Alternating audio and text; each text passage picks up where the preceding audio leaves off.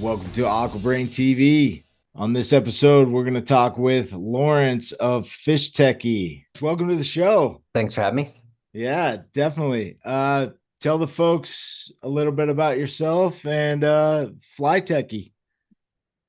Um, well, I live in North Idaho, um, and I have a campground. You can see the painting behind me. My mom actually did that for me about a month ago. Nice. Um, we have an RV park out here. I do a lot of fly fishing, obviously, and I about the fall of 2023, I caught a really big cutthroat. I was trying to measure it with a tape. It was struggling. It was a warm day. I released the fish. Didn't get any proof, so to speak, of how big it was. Didn't want to overstress it just to get a measurement. So here we are. So what is the what's the Fly Techie story? That Well, that's the beginning.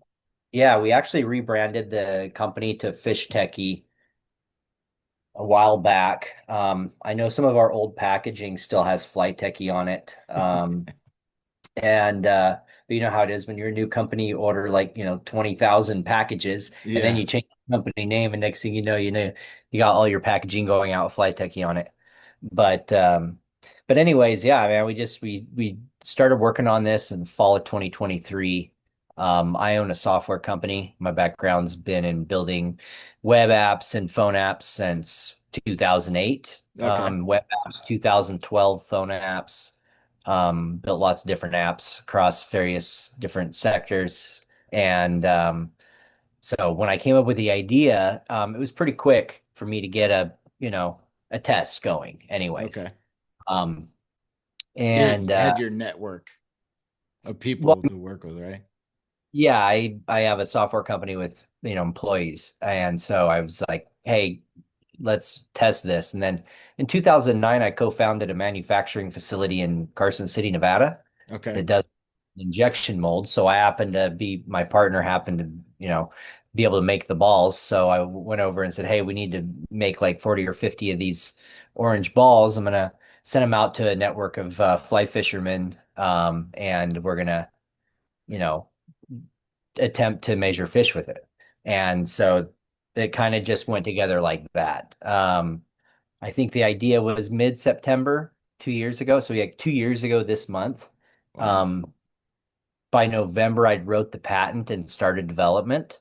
Okay. By mid-January 2024, I had a prototype working and I traveled across the country going to all the fly fishing shows and various other trade shows, showing retailers, stopping at all the different fly shops and tackle shops, depending on where I was, Bass Pros, getting feedback, and got validation that, everywhere I went, they're like, I just had one thing on a phone working. I had a picture of a fish with a photoshopped orange ball in it because we hadn't even measured, fish yet with it. We're like literally training it. And then I had that and I trained the AI on this one fish, right? Like this is how you Wow. measure. And so I was showing that example over and over and over.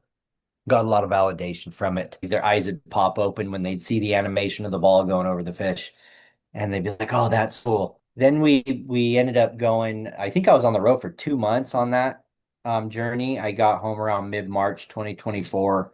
Just kept working on it. We figured we needed about 1,500 fish in the system for the AI to be good enough to launch publicly. Okay. Uh, and we got to 1,500 by right about the end of July of 2024.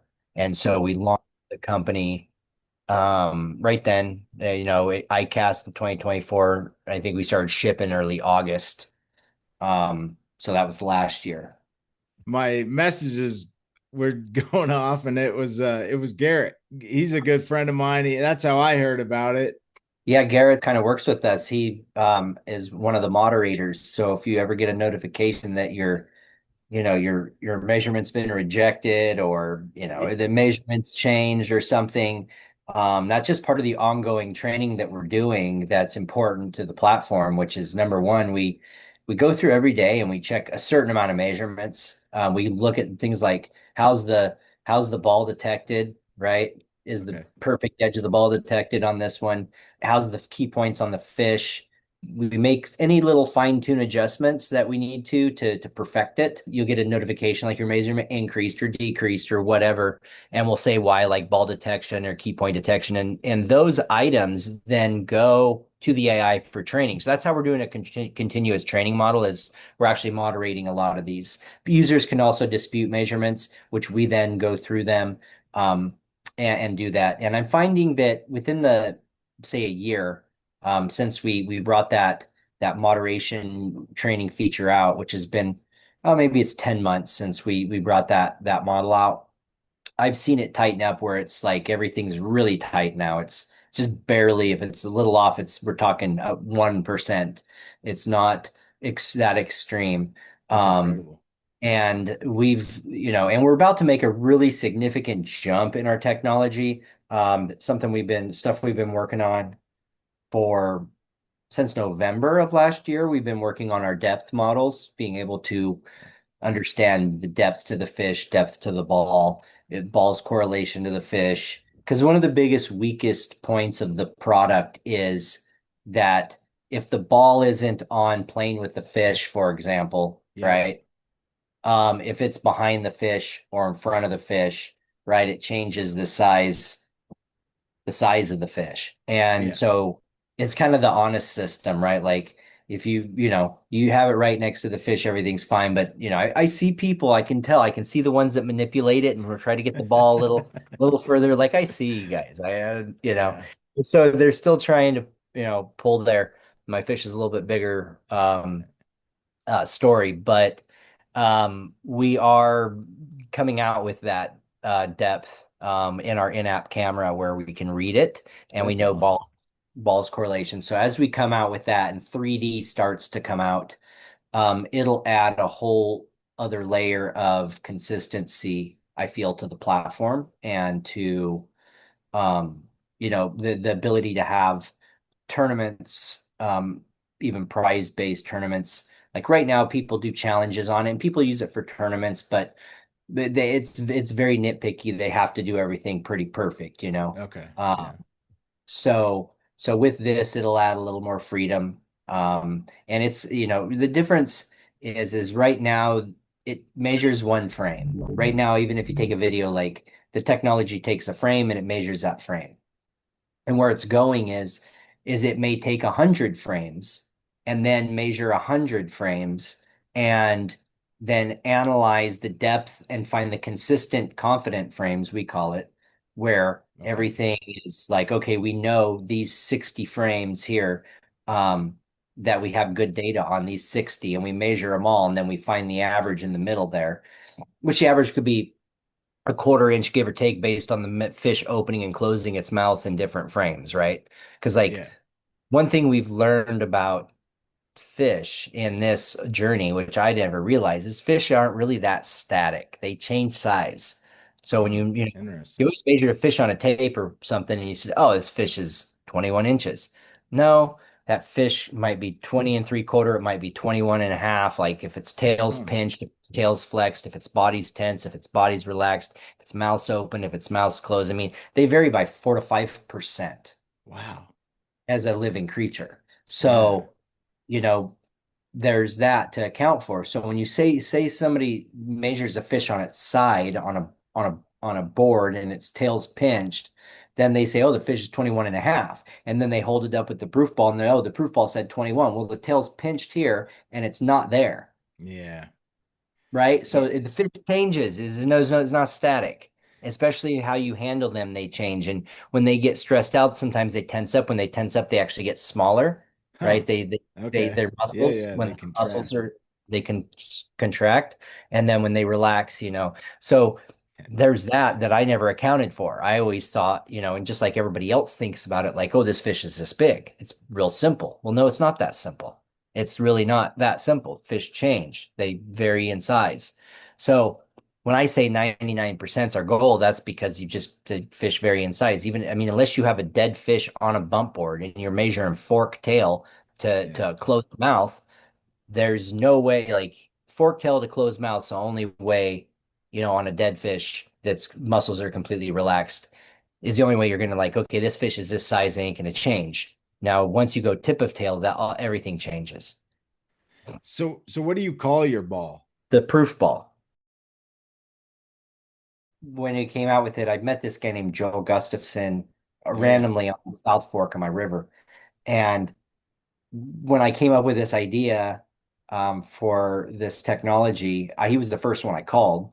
And I was like, what do you think? I was really excited about it. And he's just like, oh, wow, that'd be cool. And I was like, all right, well, we need to come up with a name for what we're going to call the ball. yeah, And he called, it wasn't like 5 minutes ago. And I'm typically, I've named all my stuff, all the companies I've built in the past. I've been the guy that's named the companies and products, etc. But he called me in like 5 minutes with Proofball. And I'm like, that's it. yeah. That's that's exactly it. Um, and so we played around with some other names, but then we landed on Proofball. And he Joel named it. Um, but the idea is, the proof's in the ball, right? And Yeah. as the ball becomes more than just a extrapolation tool like it is in its two-dimensional form, when we go to 3D and we're doing depth, it'll be a calibration device as well, where we can check our depth data on the fish by using the ball and recalibrating off the ball. So See, the and ball doesn't have to be perfect to the fish. I It think that'll really, be so helpful. That I yeah. mean, for me, I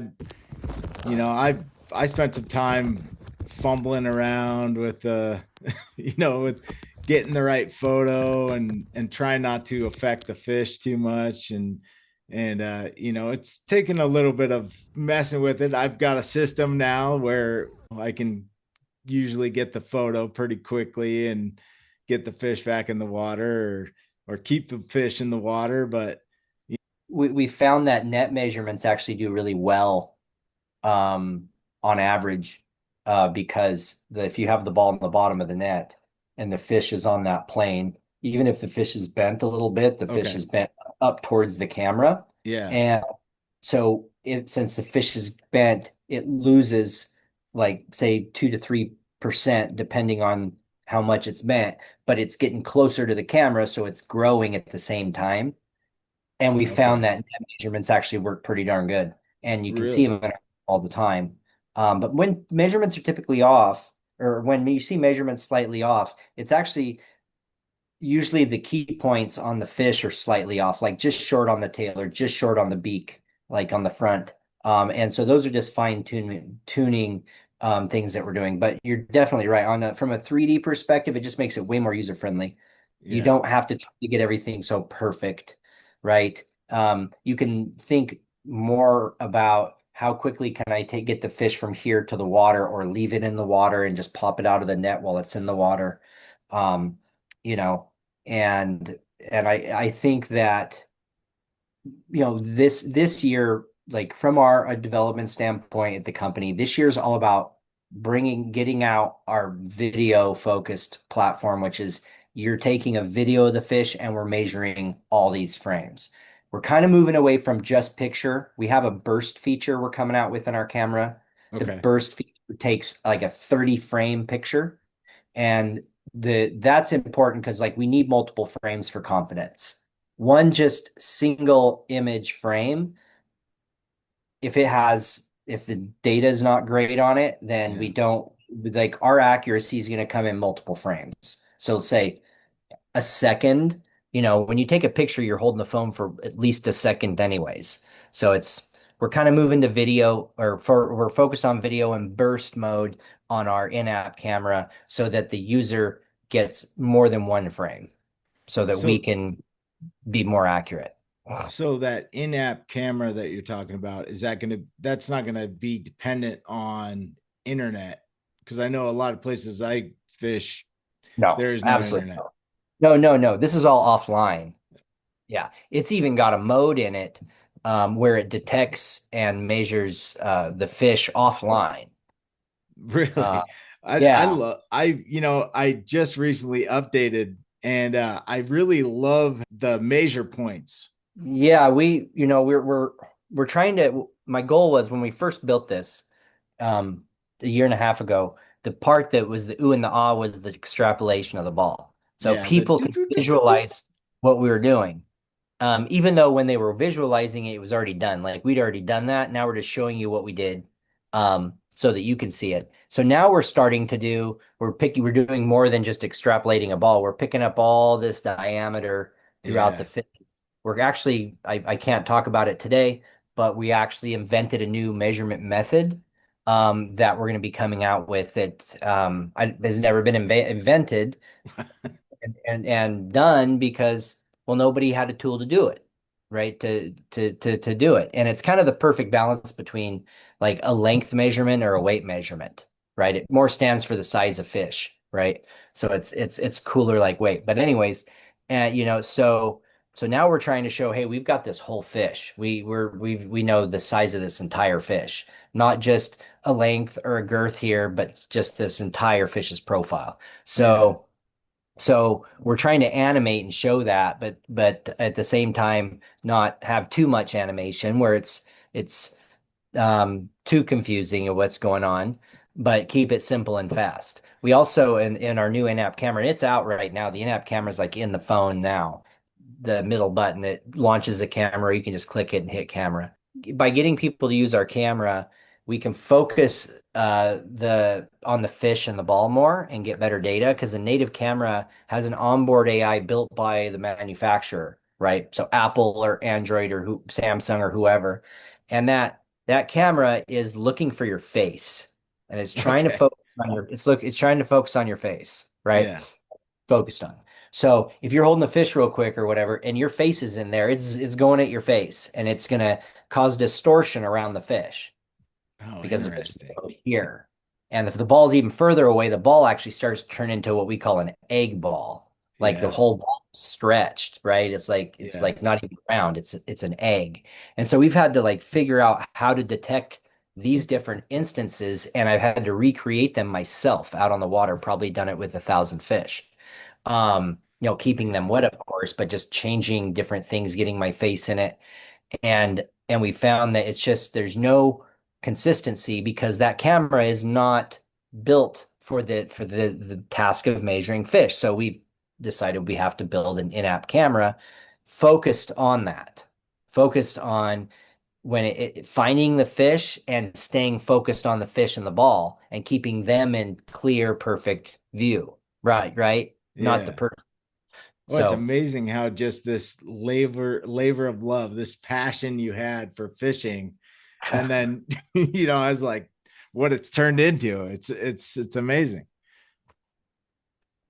yeah, we're this year is all about getting everything kind of perfected on the measuring side and the 3D and the video stuff. And then next year we think is going to be our off to the races. I mean, I think it's kind of off to the races already. Yeah, Um, the orders, we're just expanding into Europe right now. Have a second order going out there. We have Australia, all these countries contacting us. So it's kind of already doing that, but I think we could see some form of virality, more virality next year. how do people get their hands on a proof ball? You can What's the buy it best on our way? website, Okay, fishtechy.com, or if you want to do Amazon, they're on Amazon as well. Um, we're also in over 100 stores now. We're in Bass Pro. Uh, I don't know. I'm supposed to be getting a list of that, but if you go to our website and you want to buy local and support your local store, we have a retailer feature on there where you can go and search and find the retailer nearest you. So okay, you can go support your local store as well. We have a bunch of reps now, and we're trying to get into more and more stores.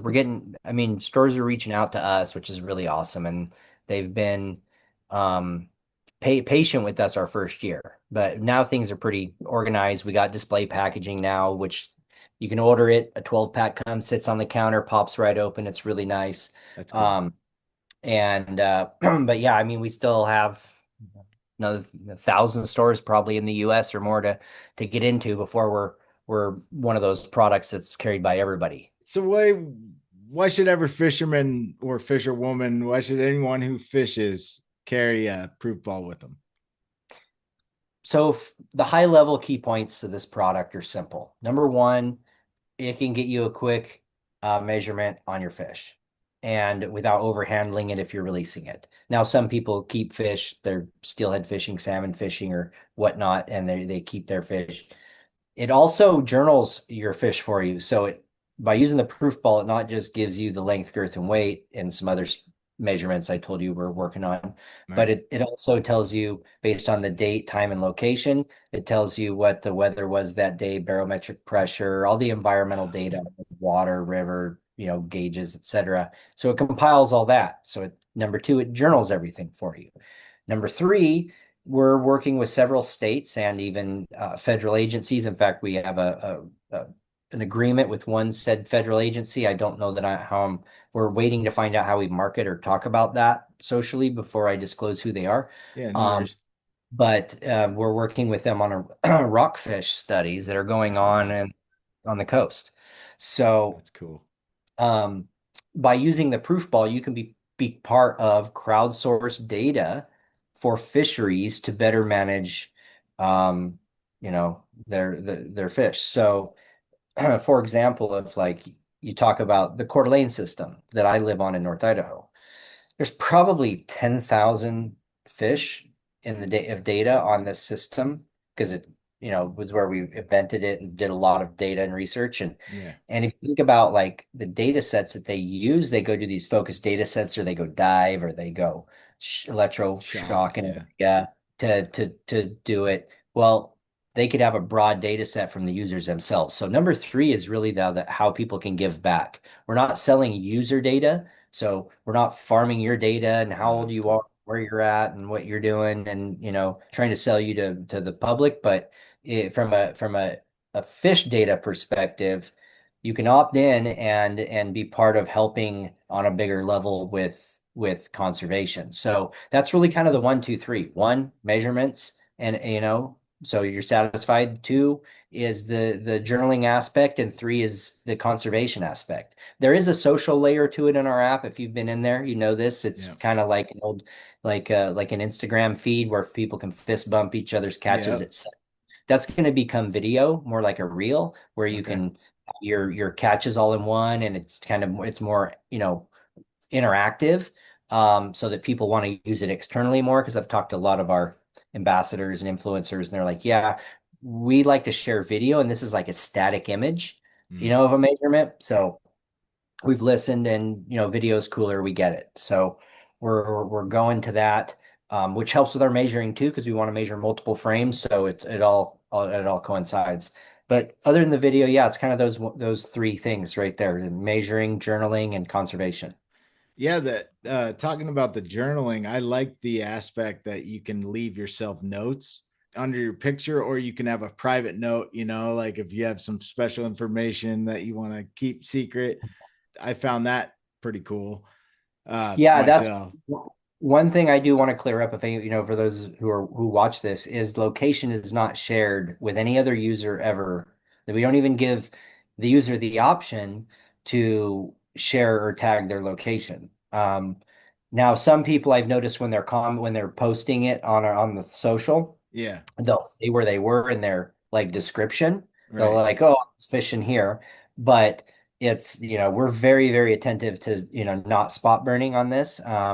We That's you cool. know we That's cool. we're not selling your location data and to other users. Other users can't find your location, stuff like that. So it is meant to be more private on when it comes to location, but also kind of cool when it comes to sharing, your fish pictures or videos. So.